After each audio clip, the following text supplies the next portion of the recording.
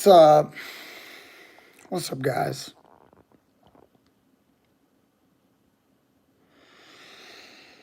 Teach me grappling.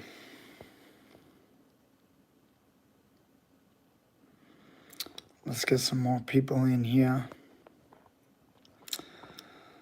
I got my Tiger Muay Thai shirt. I don't even know if you guys can actually even read that. Tiger Muay Thai in the house. Actually, it's not in the house. It's been about 11 years since I've been to Tiger Muay Thai. Anyway, hope you guys are doing well. Teach me grappling. What's up? What's up, everybody? Just hanging out at home, letting the chat fill up. Middle of the night. You guys know me. Can he wrist ride and ground and pound? What's up, Tristan? Yeah, guys, let me start out by saying our boy Vinc Pichel from Hell Pichel is where's the brisket? Jason. I don't have any brisket right now. From Hell Pichel is going to be fighting this Saturday against Austin Hubbard. And for the first time in a very long time, I will not be cornering Vinc Pichel. So I don't know if you guys knew yet. So what's up, Tristan? Yeah, the mat fee at the gym is only $20 if you wanted to come to a class. So yeah, he trained in Colorado. He moved to Colorado. So we didn't have any kind of falling out whatsoever. We obviously we love each other. Everything's cool. Nothing wrong. He just wanted to move. He just basically wanted to move out of Southern California. So he moved to Colorado and had to find a new home. So he's there at Factory X, and talked to him, and he said he's doing great. So everything's going well. He says he's in great shape, and he's ready for his fight. That's what I've heard. So it's kind of sad, but a guy that I've worked with for, man, I guess maybe 15 years, something like that, something like 15 years. He started in 2007, so what is that, 13, 14, I guess 14 years. So, yeah, I cornered him for approximately 11 or maybe 12 amateur fights. And then he had a couple fights on the Ultimate Fighter that I wasn't able to corner him on.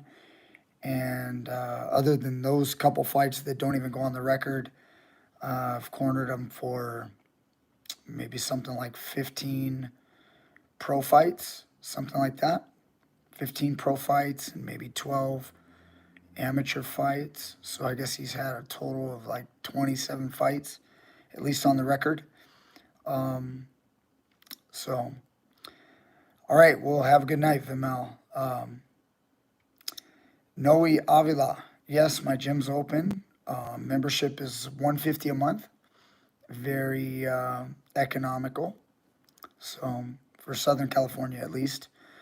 So $150 a month is a pretty good deal. Anyway, so Vince is fighting, man. He's fighting, and I'm not going to be in his corner. I'm very nervous. I'm probably more nervous now that I'm not working with him for this fight camp. But I do believe that, I've done pretty well with him over the years, and he's had a lot of injuries. He's an older gentleman. He's 38. He's almost 39. And, he's through all those injuries and him getting older, it's been tough for him. But he's told me he's in great shape. So I'm excited about watching him compete, but I'm also very, very nervous, of course. So I just wanted to talk briefly about it. And, I don't know his opponent really, really well because I didn't have to, prepare for this fight camp. So Um, so I looked a little bit at our opponent and looked at him, and I feel pretty good about this fight. I think Vince is a lot stronger. So if anybody wants to bet, you guys, I think you should put your money on Vince. Um, you know, I think our opponent needs to be respected with his stand-up. But I think that Vince is going to be stronger. I think we're going to be better in the clinch. And I think that it's going to go Vince's way. In a 3-round fight, I just don't see Vince getting really, really tired. And I see Vince imposing his will. And that's something that a lot of guys don't understand until they get in there with him. He's only had a couple losses. He lost to Hobby Love, and then he also lost to Gregor Gillespie, and both wrestlers. And I think that that's what it takes to stop Vince. I don't think that Hubbard's going to have what it takes, but then again, that's why we have fights. We gotta have him fight, and then see who the better man is. So, I think it's going to be Vince. If Hubbard beats him, I think it would definitely be with a some type of strike, maybe a knee or a striking combination. But Vince is hard to knock out, and he's always in great shape, and he can fight 3 rounds with the best of them. So anyway, what's up, guys? I'll take some questions, I guess, and wrap this up after a little while when we get bored, right? So, yeah, Common. Vince Pichel's fighting on Saturday, so I'm excited. I think it's the second fight on the main card, I believe. So, if I'm not mistaken, so should be exciting. You know, um, I see Vince. I mean, Vince can land shots. I mean, his striking's always getting better. Now that he's at a new camp, we might need see some new tools. Um, so yes, Dorian, visitors are welcome for our open mat on Sundays. We're always available and open to everyone. So I'm not real big on politics. People, a lot of people come by and then they ask me questions like, um, can I wear my rash guard like of a Gracie Baja or some other academy? And it's like, yeah, of course. Like, we're not like that at all. The politics are bullshit. We have no problem with you guys wearing something, from another academy or anything like that. Everyone's welcome. Sundays are actually open mat and it's free. So if you wanted to come on Sunday, it's all good. Anyway, thank you very much. Yeah, he's gonna be fighting this weekend. So I'm excited. Really nervous though. So sorry I didn't film anything for you guys tonight. Again, I'm a little understaffed in the gym. So I was teaching classes tonight, trying to do double duty a little bit. We had jujitsu, we had wrestling. So so we had that tonight, and then I was trying to help one of our younger wrestlers tonight learn some of the rules of wrestling, and then I ended up not getting. Everybody scrammed and left before I could get a video made for you guys. So I wish I could show you guys something, but I don't know. I was looking around. I was thinking maybe I'll comment on something. Um, Majid is a guest appearance on my channel. Majid taught a couple classes last week, only because we had Pete Cunningham, Pete Sugarfoot Cunningham, world champ, who normally teaches at our gym 3 days a week. He couldn't be there. So when Petey's not there, sometimes I'll have someone like Majid cover for him. But Majid lives a little further away, so it's a little hard for him to get out to me, because he's over on the out west. So yeah, Vince does have a good record. I think he's 13-2. So anyway, hey coach, perfect RNC. Should it feel like you can't breathe or you can't breathe, lights go out? Or you can breathe, lights go out? What's up, Sensei Seth? Yeah, Sensei Seth. I go live when I want to. I don't really care. So I know you're out there. It's got to be crazy how late it is. What are you doing up? Anyway, um, but sorry to answer the RNC question. Guys, it's kind of hard to describe what a perfect RNC is because in my mind, a perfect RNC taps a guy in like less than 2 seconds. That means his eyeballs are popping out. But in another way, a perfect RNC should be elbow all the way under the chin. And that means you're most likely just cutting off the carotid arteries and the guy can breathe fine and he's passing out. So I guess that should be called the perfect RNC. But another way of looking at it is it's just so tight. When you squeeze it, it's closing in everything and the lights are going out, but also you can't breathe and your eyeballs are popping out of your skull. So you can decide what the perfect RNC is. I guess if you were to cut the neck with like the short bar arm choke, the short choke, I mean, that could be considered perfect as well. Just because you can like damage a guy's trachea. I mean, maybe that's somebody's definition of perfect. I don't know. I don't know how to answer that question, I guess, now that I spewed all that out. Yeah, it'd be nice to see Vince get a sub finish. And then I could do a breakdown on it. That'd be great, boss. So, Vince, he doesn't get a lot of submission finishes. He's always been kind of more of a ground and pound kind of guy. He didn't have wrestling experience. He didn't have wrestling experience before he got, into martial arts. So we had to teach him. We had to teach him takedowns, and he's a very strong guy. He was naturally strong, and we obviously worked on building that strength. And his grappling improved a lot, and then his striking improved a lot. I feel like he's kind of even. He's kind of even just about everywhere, But we didn't take a guy that started, with a prior background, which is most of the time the success of most fighters. They grew up with either a wrestling background or jiu-jitsu background or a karate background or Muay Thai background. Like they grew up and they did it for many, many, many years. Now, Vince is an older dog now, so he's got some years under his belt, but he really was brought up as a mixed martial artist at the age of like 24. So he should be on the main card, Mike. So main card fight, I believe it's the second fight. Anyway, if I'm not mistaken. So I'm excited, man. I get to, this time I don't go to the UFC. You know what also is crazy? I was going to be at this UFC. We have another guy. We have Jesse Strader. So we had Jesse Strader on the same card.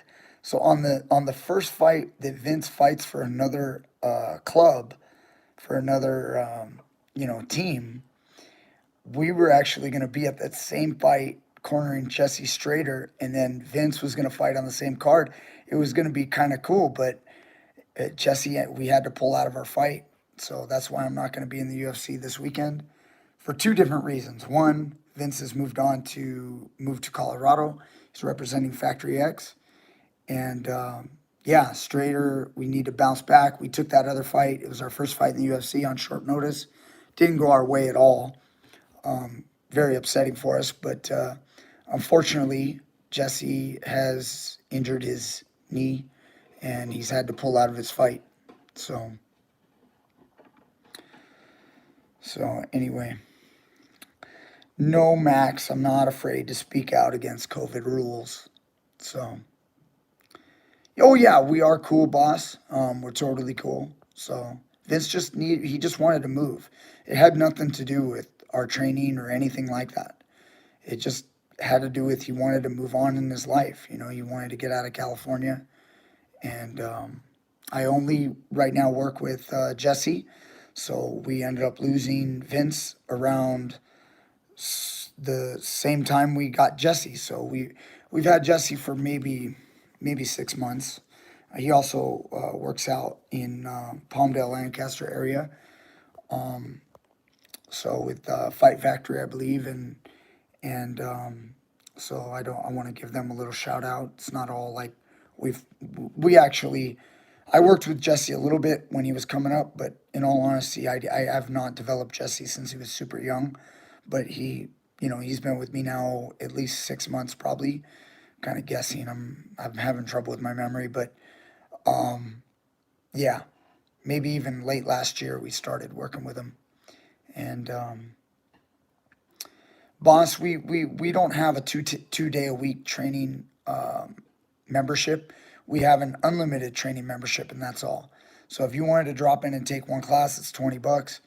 If you wanted to sign up, it's $150 a month, and you can train unlimited. We have classes every morning, every night, and even fitness classes to go with it. Anytime the gym's open and you're a member, you can come in. We have rope climbs, 2 full wrestling circles of mat space, free weights, squat rack, airdyne bike, sauna. We have showers at our gym, or one shower, let me say. Lots of, we have the suplex speed dummies, all different kettlebells. There's all kinds of awesome stuff that you guys can work out with at Peterson Grapplers. So, no, it's not 120, Mike. It's 150. I don't know if I misspoke, but it's 150. What's up, my lad? So, anyway, let me see. There were some other questions I might have missed. Do you know of Greg Nelson? If so, have you ever rolled with him or anything? Greg Nelson? No, I don't think I know Greg Nelson. The name sounds really, really familiar. Forgive me if I don't remember Greg Nelson. Anyway.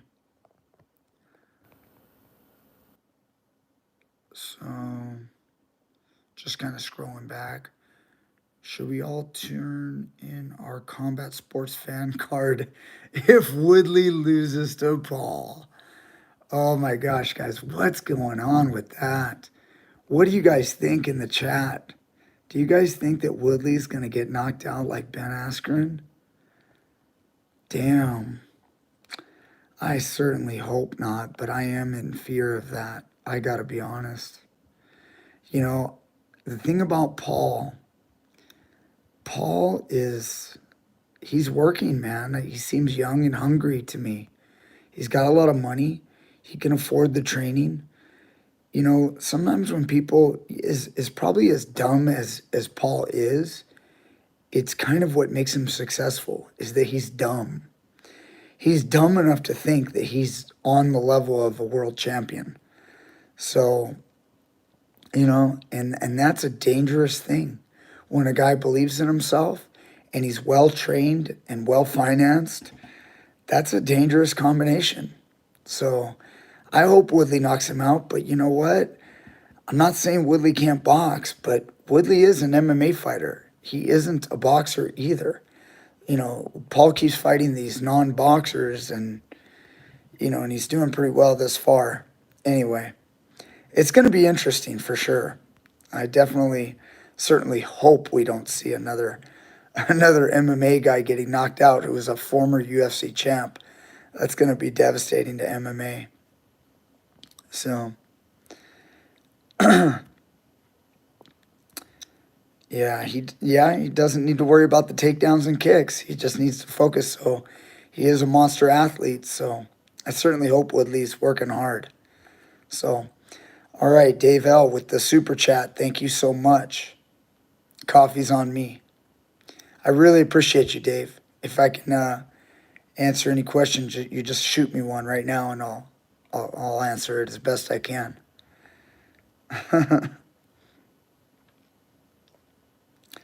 Yeah. John Koo, I wish we were closer to you. Been wanting to bring my son to your academy. Sean and Connor has excellent things to say about you. Yeah, that's awesome. They have some great Great salsa as well. So they dropped off some salsa the other day. Anyway, why is half guard? Dave L wants to know, why is half guard the best guard? Is it? I don't know. I don't even know if that's true. First, let me ask you, Dave, why or where did you hear that half guard is the best guard? Let me know. Hold up real quick, Mike. Hang tight. Thanks for the super chat, Mike, but hang tight. Let me finish with Dave. We got Evan saying that close guard is way better.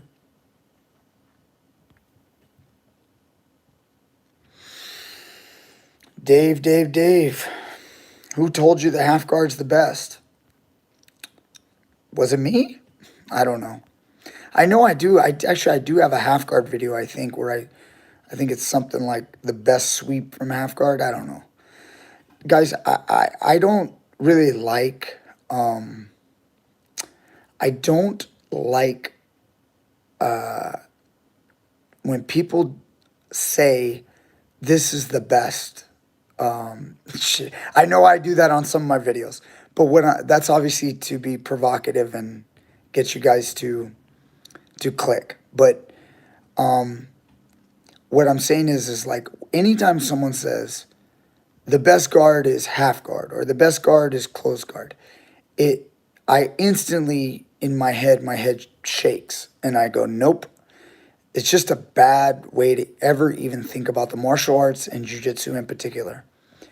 It's bad way because what it does is it forces you into a box. And I am a person who's a firm believer in never being forced into a box. I don't care what that box is.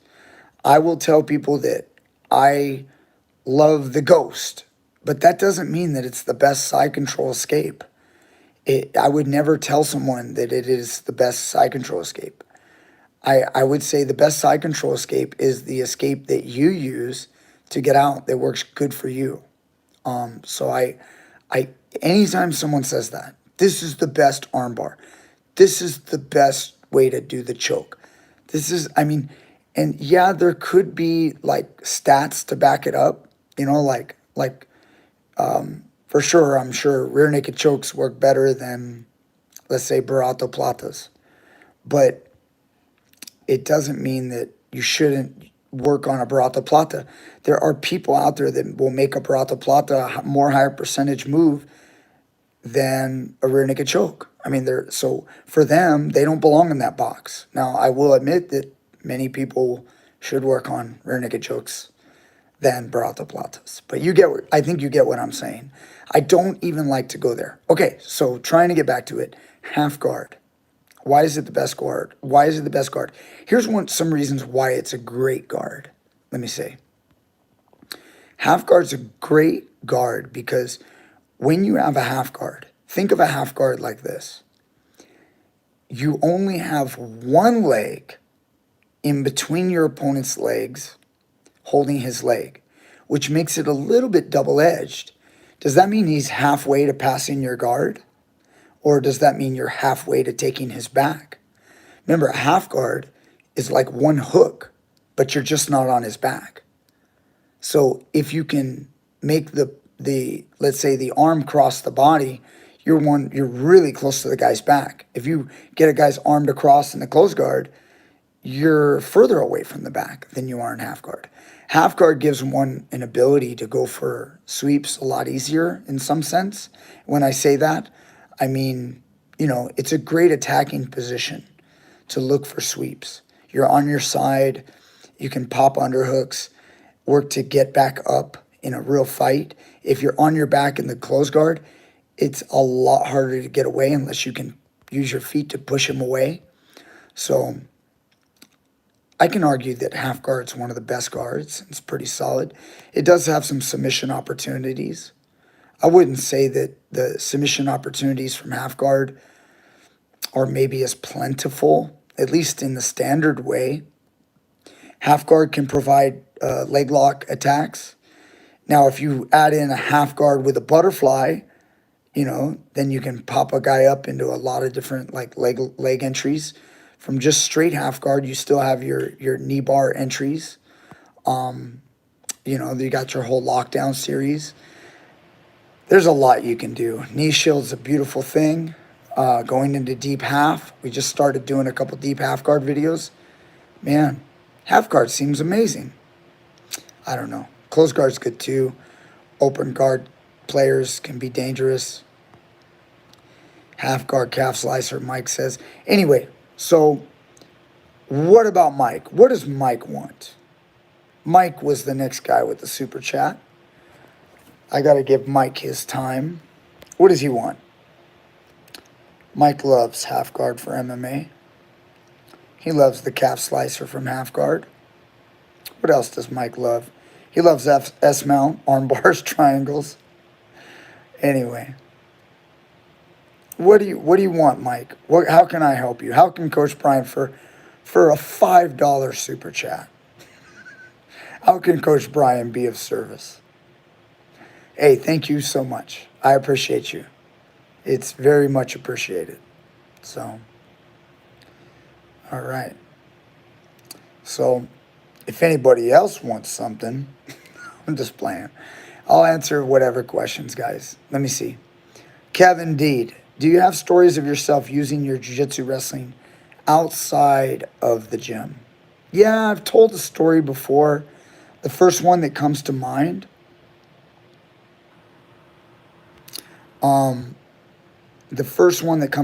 guys, that I've probably told before.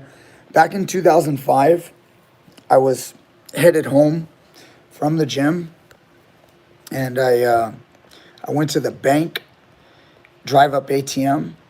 Turns out I didn't know at the time, but I was being followed, and 3 guys in a ski mask hopped out of a vehicle with a getaway driver, so there was 4 total, and they ambushed me at my vehicle. So I had one guy sneak up on my right side, over here to my right, and this guy, they're all wearing ski masks. I had no eyes on them. It was about 9:30 at night, 9 o'clock, something like that. Snuck up on the right side. I looked to my right, out of my peripheral, saw a ski mask. Instantly, my door on my left was opened. So at that moment, this was the only door that was open. So I parked my car. My vehicle was off. I was actually on my cell phone. So if you guys want a tip on how to not get robbed, you got to be careful when you're on your cell phone. When you're on your cell phone, your senses aren't the same. So I was like paying attention to my phone, talking to one of my fighters.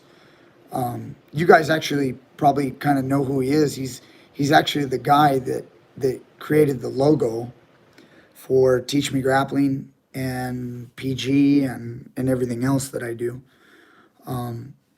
So I'm on the phone with him. He's 30 minutes away from me. He's not close by.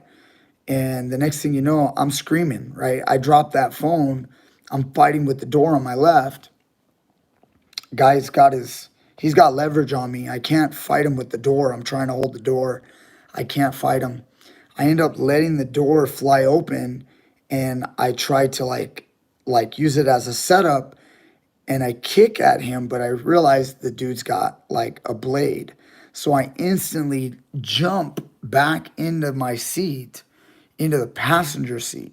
I'm now standing, squatting in the passenger seat of my vehicle, and everything else is locked. And I'm facing the guy, and I'm kicking at him as he's trying to get in, and it was crazy. Anyway, they're screaming. I'm screaming. I'm screaming like a bitch, and I'm hearing them say something like, we're gonna jack you, motherfucker. And I'm kind of worried about dying at this moment, because when you see ski masks, it's kind of startling. So I ended up realized, I mean, this didn't take too long. This all happened really, really fast. I quickly decided, you know what? Fuck this. I'm out. Like, I'm going to kick this dude and we're going to go. Like, I'm not playing around anymore. Like, at first I was scared, but then I just went, screw it. So I throw a front kick. Boom. As I front kick, I step right out of my vehicle. You know, when you're under a lot of stress and adrenaline's flowing, you can really do things that you wouldn't normally be able to do. I threw a front kick at the guy and immediately stepped. The front kick pushed and went outside the vehicle. So I like did the splits almost and stepped right out of the vehicle and I just rushed the guy. And we went over some bushes into a car and I chucked him to the right. I threw him to the right. He went down so easily because these guys don't have training.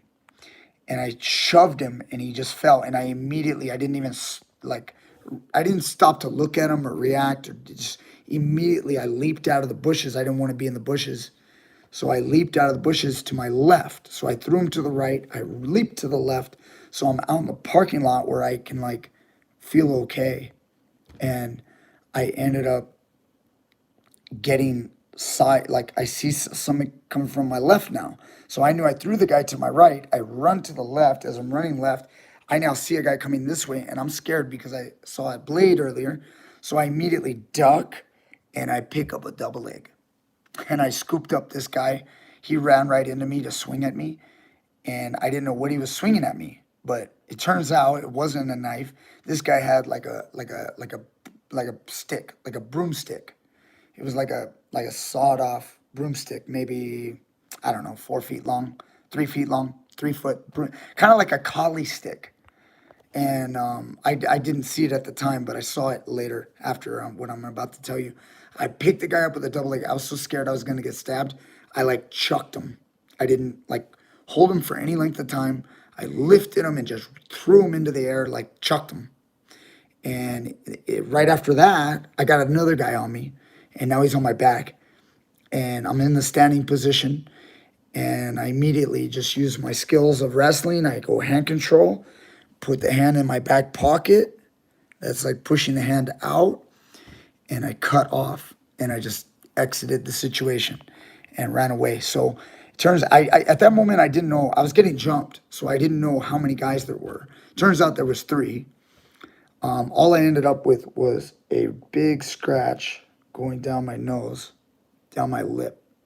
So I don't know what it was from. It was from the guy's knife, or if it was a zipper on his like clothing. I don't know what, but it was kind of like, just kind of like a scratch, but it wasn't a fingernail.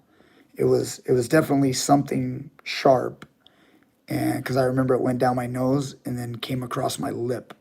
So I don't know what it was, but that's all I ended up with. And maybe some scratches on my back, like from the guys trying to grab me or something. Like, you know, red marks. That was about it. And we fought a little bit with a standoff. The guy threatened to have a gun, and he stuck his hand down his pants.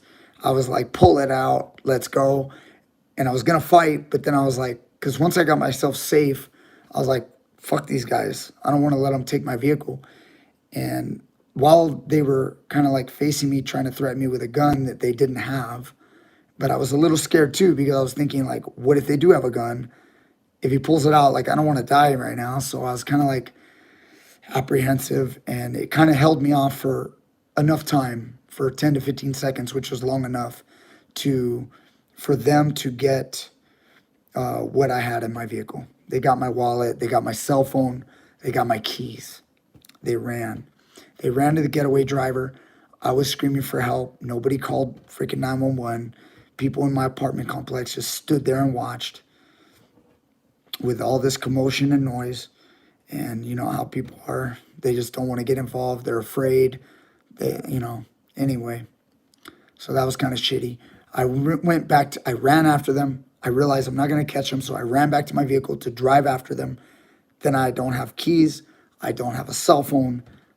I don't have a wallet. But I don't have a cell phone. I can't I can't now call the police immediately. I don't have my keys. I can't drive after them. It felt like shit. So anyway, after that, I finally, got a hold of the cops and whatever. Guys never got caught. They ended up driving back to LA and used my credit card at like 8 different gas stations. They got like maybe $100 or something like that. Can't really remember. Of course, I got reimbursed by the bank, but yeah, they you can tell from where they went, tracked them back down deeper into LA, and I was in a very safe city, and that's what they do. They come down to the safer areas where they think people have money, even though it's not like I had a ton of money at all. But I went to the drive-up ATM, and they scout people out. It's one of their little scams. You guys got to watch out. And they obviously they came prepared. They had an SUV, getaway driver, 3 guys in ski masks. They got some tools, some weapons, and then they hold you up. So try to take your shit. Got to be ready. It's a jungle out there.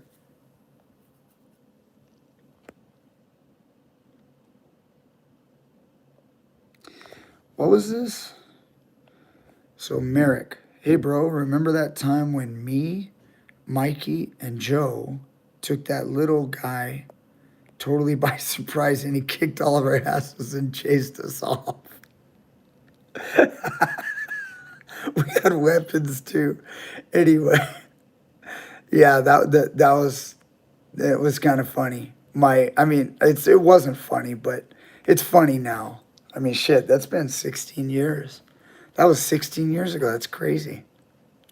Yeah, but my buddy, they grabbed my cell phone. My cell phone was still on, and my buddy heard them when they got in the vehicle, and he heard them say, "Hey, he tried to." They were obviously Latino. Hey, he tried to wrestle me, eh? They had their little Spanish English accent, Spanglish accent. Uh, hey, homie tried to wrestle me, eh? So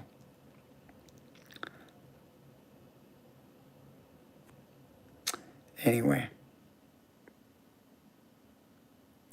Dexter doesn't believe I've never had a sip of alcohol. It's true, unless you count NyQuil. Does that really count? Come on, it's got alcohol in it. It's what knocks you out. That's the only alcohol I've ever had in my life. So, yeah, so common. Think about that. So the point of the story is wrestling works against multiple opponents. In my case, it's an example of where wrestling can work for you with multiple attackers. Too often, people think that you can only use striking against multiple attackers, which you can. It's possible. Remember, it's never good to go against multiple attackers. They have a clear advantage having, if you have 3 guys, you're talking about 6 arms to deal with. Now, and 6 legs to deal with, 3 headbutts to deal with.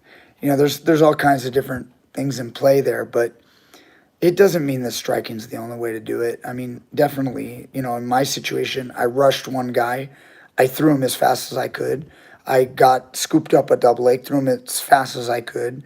And the next thing, a guy is just on my back. If I didn't have wrestling skills, if I was only a striker and a guy grabbed me from behind, let's be realistic. I mean, most likely, he would have dragged me probably to the floor. I would have struggled to get away from him.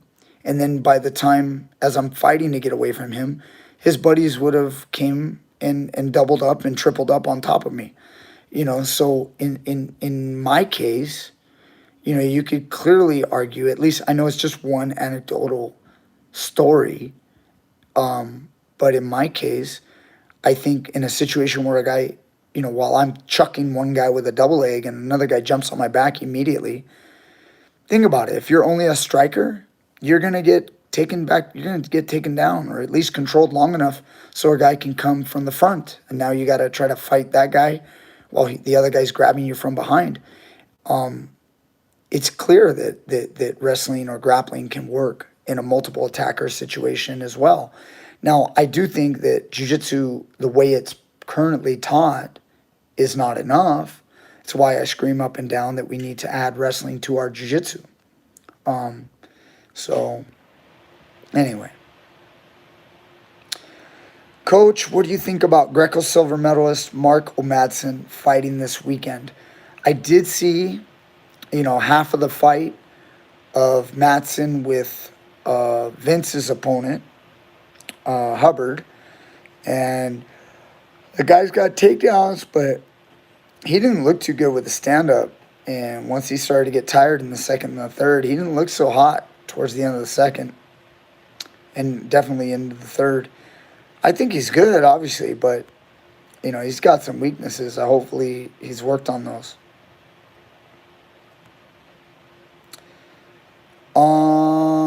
Let's see. Kevin, what wrestling techniques that aren't arm drags, double legs, single legs will work in a self-defense stand-up situation? Oh, man, body locks will work. Throws will work. All different types of judo-type throws can work. And even what I say judo throws, but we use them in wrestling too.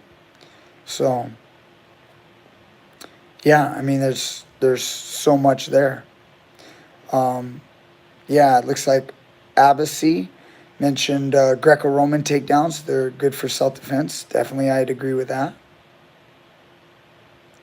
Mike Godinez wants to know about ice baths after hard training. I think it's a great idea. Nothing wrong with that. That's pretty cool. That'll help you recover. Malad, thank you very much. Clay Guida's a crazy man. Can't argue with that. So,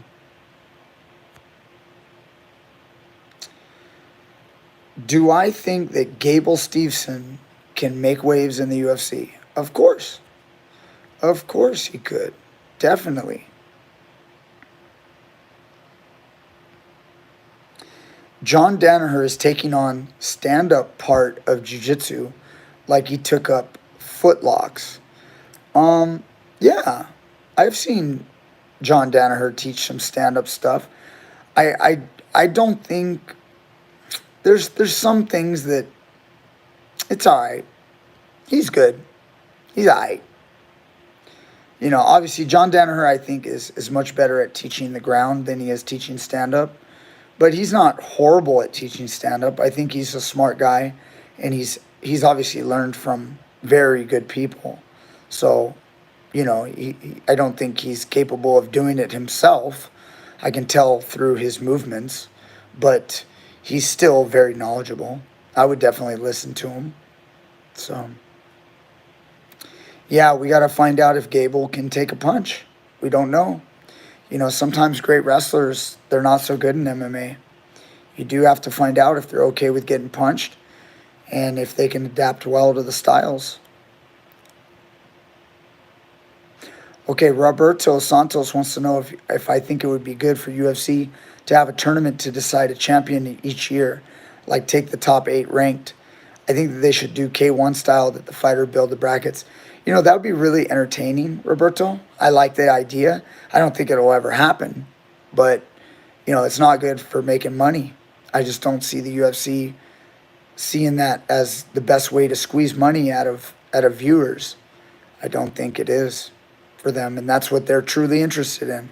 Remember, it's a business, so they want to squeeze your money. That's what they want. Squeeze your wallet. I don't think that doing that, although it is cool for the fans, I don't think they'll make the most money that way. What competitors, Dexter wants to know, have inspired my personal BJJ style the most? Okay, I'm going to ring off some names. Okay. Marcelo Garcia, Javier Vasquez, Hobson Mora, Gary Tonin, for some of the more recent guys. I mean, I was much more already developed long before Gary Tonin even started jiu-jitsu. But, he's totally a different generation. But I will say that he's helped me a lot watching him compete, and he's inspired me quite a bit in the recent years. I would say, let's see, I mentioned. I gotta give a mention to Rafa Mendes. I gotta give a mention to Cobrinha, Rubens Charles. What else? Shoot, I feel bad because there's probably many, many more that I'm just not thinking of. But those, I just basically said most of my favorites. Marcelo Garcia, obviously in the very early years of jiu-jitsu, I watched a lot of Royce Gracie, obviously, in the very beginning. I mean, it was a lot of Royce Gracie, Rickson Gracie, the Gracies. I got to mention them. I mean, it'd be stupid not to mention them. Yeah, I guess that's good. Anyway, any tips for increasing cardio, BJJ, MMA? I train 4 to 5 times a week with one sparring session every 2 weeks. Should I add running or aerodyne bike sessions like Habib after class? Yeah, you can do that. I don't understand why you only do one sparring session every 2 weeks. Or is that like MMA sparring? Do you not do jiu-jitsu sparring? Some people don't call it sparring. I do. So also for the lingo, guys, sparring just means live training. That's what sparring means. So you can spar wrestling. You can spar jiu-jitsu. You can spar boxing. You can spar taekwondo. You can spar MMA. So I'm not sure exactly, but I would say you need to spar a little bit more than once every 2 weeks if you want to get in better shape. Kevin wants to know if I ever teach breathing techniques during fighting as Rickson Gracie did. No, not like Rickson, but it is good to teach someone how to take a nice big belly breath, which I learned mostly from Felicia O. Taking a belly breath, like inhaling deep and trying to get the air in your stomach and then into your lungs, is good. Belly breaths have been around for a very long time, and you can teach someone how to do that. That's really important, especially somebody who's just so you want to teach them how to inhale and take a belly breath. But I don't get too crazy with it like Rickson Gracie does. He's got some crazy shit going on. Could me and Majid do videos on how to use striking to get into grappling, vice versa? Yeah, definitely. Definitely we can do that.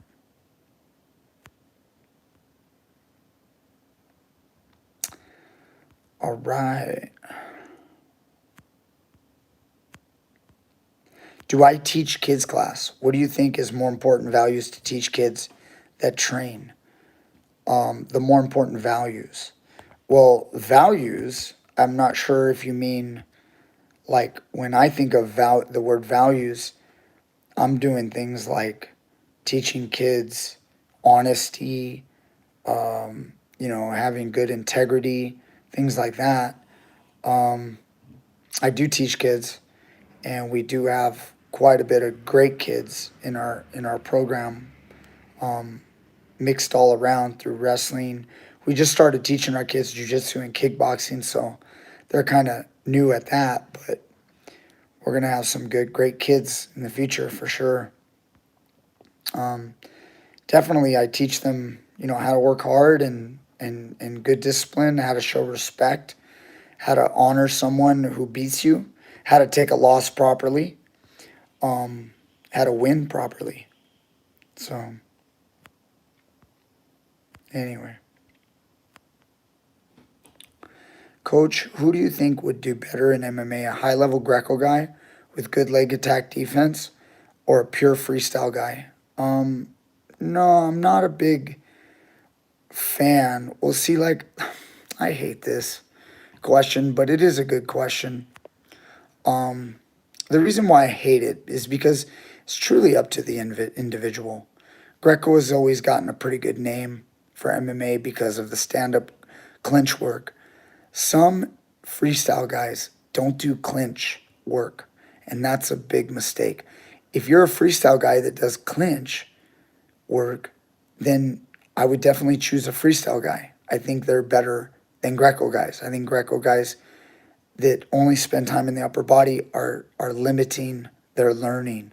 They get really good at the upper body, but they're limited, if that makes sense. It would be like a boxer to a kickboxer. I prefer kickboxing to boxing. So I prefer freestyle to Greco, if that makes sense. But when I say freestyle to Greco, that's my vision of a freestyle guy is a guy who knows Greco as well. Does that make sense? He may not know it as good as a Greco guy, but he still knows it.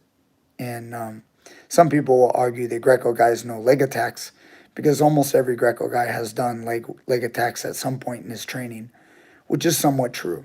So, mostly true. Anyway. Oh, okay. So, Evan, you roll a lot. You only do MMA sparring every 2 weeks.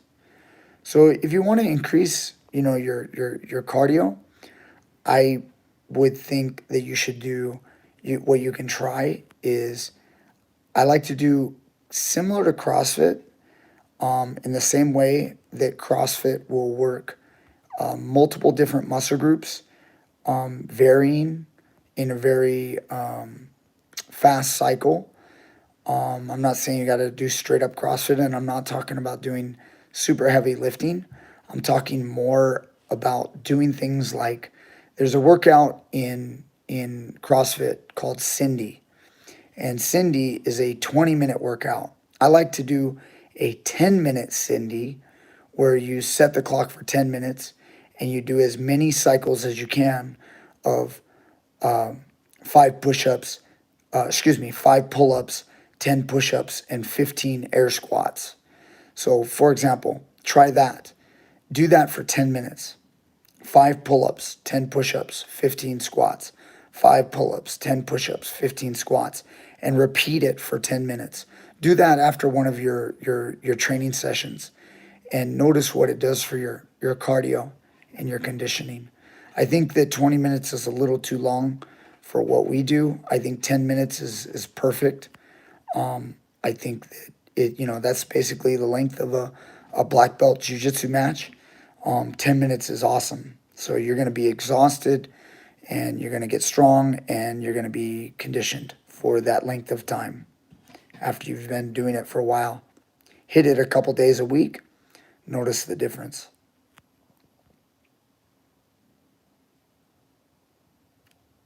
Have you ever thought that this martial arts thing might not work out for you? And how did you overcome it? Never. I never thought that. But I already got through the losing in the sport of wrestling. So once I went into the martial arts, I was already confident because wrestling built me into the mind that I have today. Through the mind that I have, I experienced quite a bit of success in the martial arts, tournaments. So I always knew that I was good. Once I started doing that. In wrestling, I didn't think I was good, but it's my first thing, so I had to get good first. I had to get my ass kicked. Once I went through that, and I've been wrestling for 3-4 years, you've already, everything else is easy, as they say, once you've wrestled. And jiu-jitsu came fairly easy for me, and yeah, I honestly never felt that it wasn't going to work out. I always knew it would. So.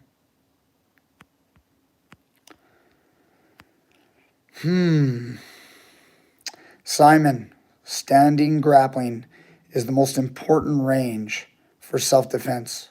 True or false? I would say it's complicated. That's like a question like is half guard the best guard? I most important range. I just automatically, my mind says bad question. Guys, these kind of questions are bad. Here's why. It's just, It's a question that puts you in a box. It makes you say, well, we need to do this. I hate those rules.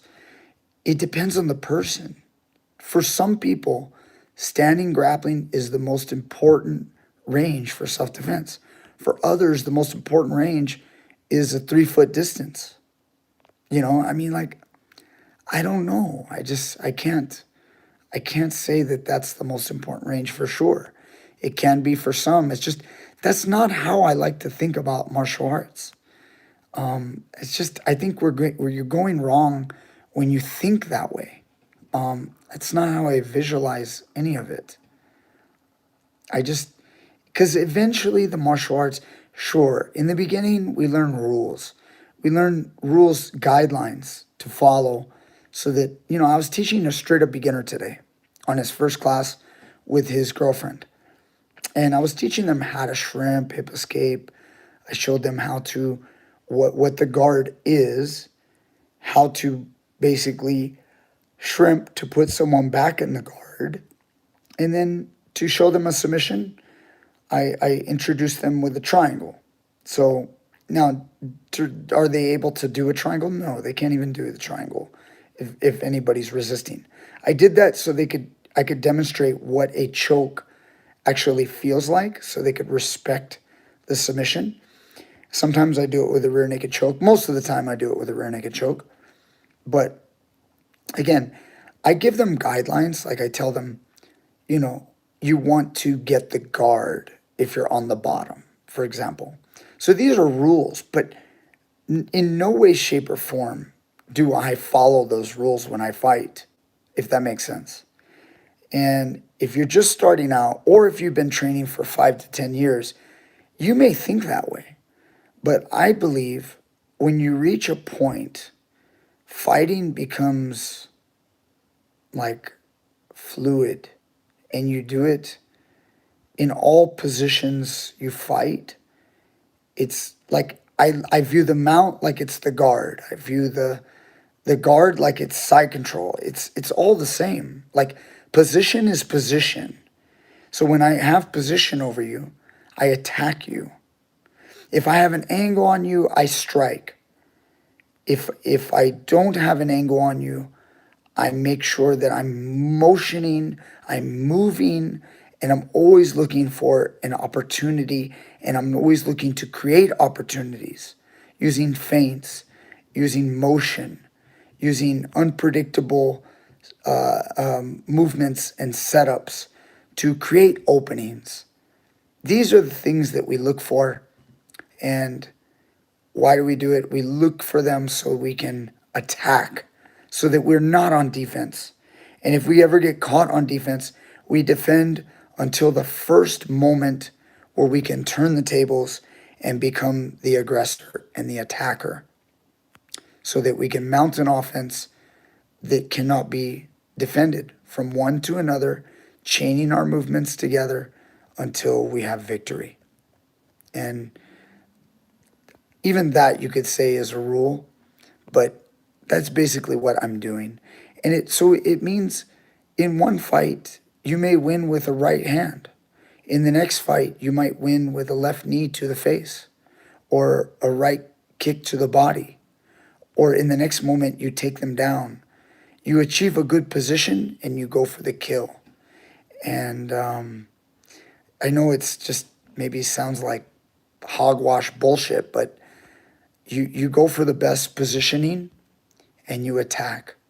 And it's as simple as that. Yeah, Steven said, do I play chess? I don't play chess like on a regular basis, but yes, I've played quite a bit of chess, and even though I wouldn't consider myself a very good chess player, I do understand chess. I understand it, and I do know how to play it fairly well for an average person. Now, if you're a competitor and you go to tournaments all the time, you're probably going to beat me, but I'm definitely not your average chess player will probably lose to me, the average chess player, so in the world. But if you're a competitive guy, I can't beat you, if that makes sense.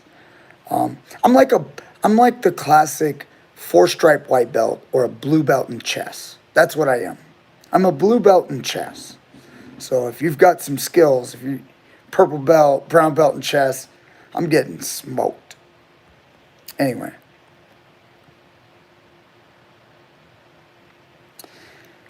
When should you use strength and explosiveness? Or should you always use technique? In training, you should focus on your technique. In a fight, you should win and use all the tools you possess to win. You should use them all by any means necessary in the fight.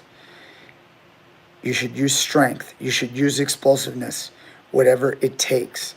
If I am in a fight, whether it be sport fight or anything else, or a real fight, do you think once I grab a hold of my opponent, let's just say I grab a hold of them, I'm a black belt in jiu-jitsu, I'm fairly technical.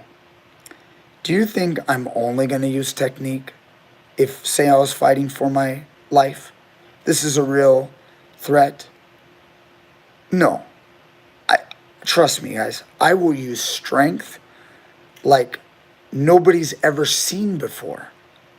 If I get your neck and I feel the need to break it, I would squeeze their neck until it would almost break their neck. And I don't want to hurt. I'm not saying I want to kill someone, but what the point is, I will use technique, I will use strength, I will use explosiveness, I will use whatever I need to use to end the threat. And that's a mindset you have to have. That's something you get through lots and lots of competition. I've met a lot of people over the years, and I've trained people that have gone into sport fights and not tried to hurt their opponent because it was a sport fight. I understand, like, if someone, you just absolutely knew you were way superior and you didn't want to hurt them. I totally get that if you're a nice guy. But I'm sorry. If it's a fight, like an MMA fight in a cage, and I see an opening, I'm going to try to knock you unconscious. I'm going to try to choke you unconscious. I will try to break your arm. You better tap, or your arm will get broken, or you better hope the referee stops it before I break it, if you're not going to tap. And I don't want that to come off to sound like I'm a mean person or a bad person, but that's fighting, man. That's fighting. So, anyway, I don't know how that comes out. Maybe I'm a dick. Hope not. I like to be a nice guy. But I don't want you guys to learn to be too nice, because being too nice, you're going to get the short end of the stick sometimes when you're too nice. I see too many people nowadays that are too nice. I don't like dicks, but don't be too nice. When you're fighting, end the fight, Be a killer. Once the fight's over, then you can be a nice guy. So, Coach, what is your go-to side control escape other than the Ghost and the Phantom? I would say my go-to side control escape is to bridge towards my opponent, hip escape, and replace guard. So, and doing it well. Doing it with good, solid technique. So, anyway.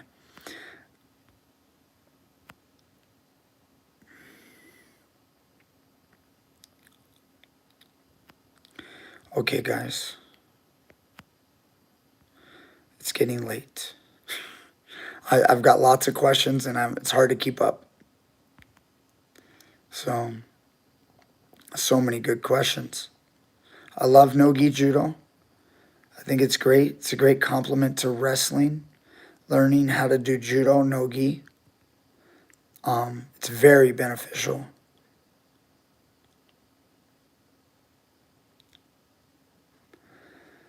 Coach, okay, Mike, last question. How do I tell one of my fighters who I help train that he is not ready for an amateur fight. He is too nice. How do you tell him? I'm sorry, but I don't live my life not being myself and being genuine. It's always something we put on ourselves in our minds. We have a hard time speaking. Why do we do that? Why is it so hard? Why is it so hard to tell someone, like, hey, look, you're too nice for this game. You need to train a little longer and get better before your first MMA fight. Why is that so hard? Why is it easier for me? Is it because of my experience? Maybe. But try it. Just speak your mind. Why do we have to not be honest? Just tell them. What's going to happen? What are they going to think of you?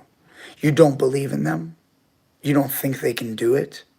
Be honest. You'll be surprised. Maybe people will appreciate your honesty instead of being so worried about what others think when you tell them that they're not ready for this challenge that's coming up. Maybe you'll motivate them. Maybe they'll change because of what you say. Maybe you're going to protect them by saying that. Like legit. Maybe save their life by telling somebody what you truly think. If you're that worried about it, think about how you're going to say it, but spit it out. Say it. Anyway, Evan, thanks so much for the $2 super chat. You are welcome, and I appreciate you as well. So, guys, thank you guys so much. It's super late. I know you guys, I got to see guys that are from all over the world. Thank you guys so much for all your support on the channel. Teach Me Grappling. What else can I say, guys? You guys have a good night. And tomorrow, I might be doing something with Majid. It depends if he can make it into the gym. I'm going to be busy tomorrow again. I got a lot of classes to teach tomorrow. John's out of town. I'm covering morning class. I'm covering afternoon. I got wrestling class. I got fitness, MMA class. So we got jiu-jitsu. I'll be around for the kickboxing class. Tomorrow I'm going to be at the gym almost all day. I got to teach a private. It's going to be a busy day tomorrow, not to mention the stock market. So it's going to be crazy. Thank you, Dave. Thank all of you guys. I appreciate you guys. Please get some rest. And I'll be back next time with more great stuff. Thank you, guys. See you guys later.